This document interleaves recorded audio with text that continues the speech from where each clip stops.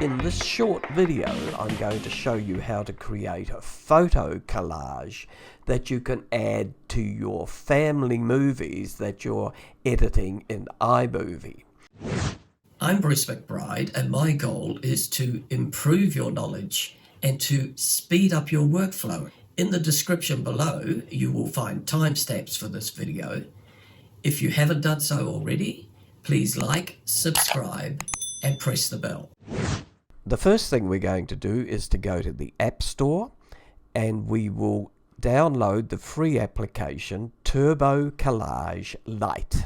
And then once we've installed that, we will then go to that application or open that application. From there, all we need to do is to go to our photos, and we will select, in this case we're going to select some Sydney scenes, and we're going to add that to our harbour footage. So we can simply select those in photos and drag them on top of the TurboCollage. Now there are a number of different settings that you can go in here, but let's have a look at the sort of items that you can set up. So this gives the various photos in different sizes, and each time you press it, it will move those photos around. So that will create the different order that you want. This will then put them in a more ordered process.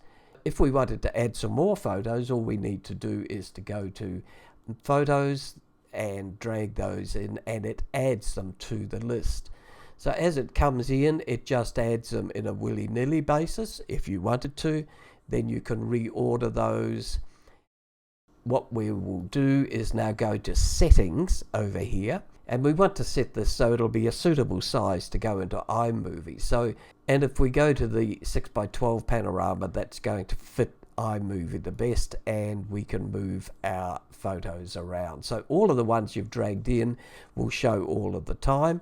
You could have them in this random basis or in a more ordered way. So let's select the ordered one, and the secret to this now is that we want to put it on a transparent background. So the photos will show on top of the iMovie video that you have, and you'll see your video through the gaps here. If you don't want to do that, you can select different pictures that you may want to put down, so you can put your own pictures in the background, or you can select a background color.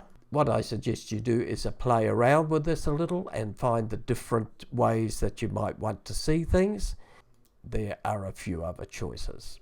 So we'll go back to our transparent background, and we will export that. And to simply export it, all we need to do is to go to the file menu and export as a PNG or a TIFF, because they will then activate the transparent background. Save this, and now we can go to iMovie and we can import that.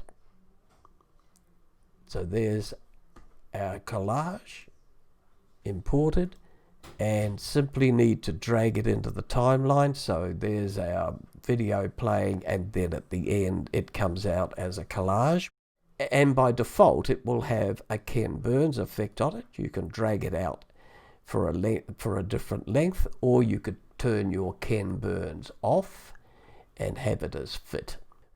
Or if you want to make use of the transparency, then you can drag it over your clip,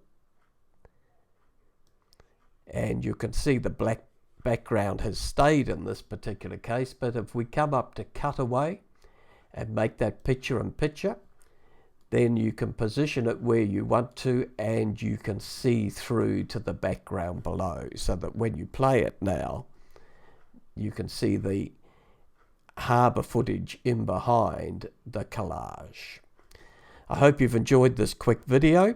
Thank you for watching.